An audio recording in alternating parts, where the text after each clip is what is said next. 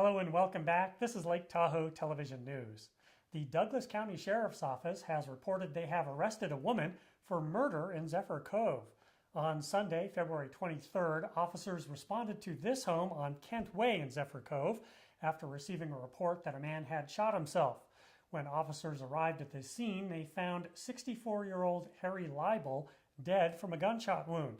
They spoke with the man's wife, 50-year-old Tatiana Leibel, who was also at the scene. She told police that her husband had indeed shot himself and that she and her husband were the only ones home at the time. However, during the investigation, deputies found evidence that Tatiana was the one who actually shot the man.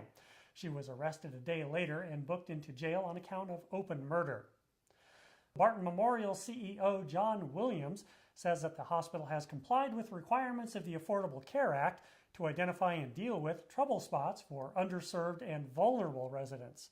The hospital identified 3 healthcare challenges in the community: substance abuse, access to healthcare, and mental health. The hospital has now developed plans to deal with these community needs. Among the solutions, Barton Memorial has sponsored educational programs to discourage drug and alcohol use. They've added 7 extra exam rooms at the Community Health Center to help underserved and uninsured patients, and they've hired 1 full-time child psychiatrist and 4 telephone-based psychiatrists to help out with mental health issues.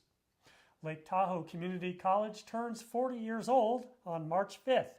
LTCC started out in an old motel on Highway 50, but has evolved into a beautiful campus that serves about 5,500 students each year.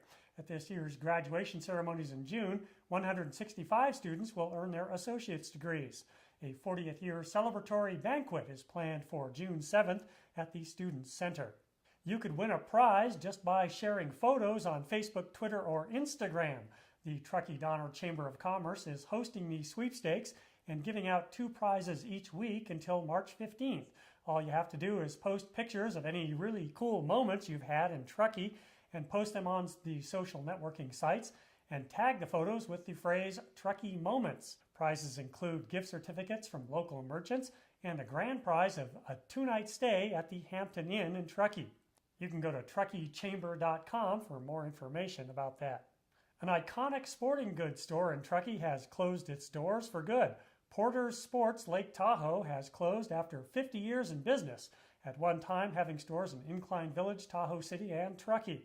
Company officials cited problems with one of their vendors prompting the closure, but business in all ski shops were down this year due to the lack of snow. Porter's website has also been shuttered. About a dozen employees have had to be let go. Finally, you might have gotten one of these slick brochures in your mailbox if you live in Truckee. In it, there is promotional material that appears to support the Measure R tax increase effort that will appear on the June ballot. The tax increase would pay for bike trail construction throughout town. Now, according to state law, a town can spend taxpayer money to educate residents about a ballot measure, but it cannot spend tax money to advocate for a ballot measure. Does this taxpayer-funded brochure advocate for the tax increase? Well, you'll have to be the judge of that one for yourself. From the Lake Tahoe Television News Studio, I'm Robert G. Scott.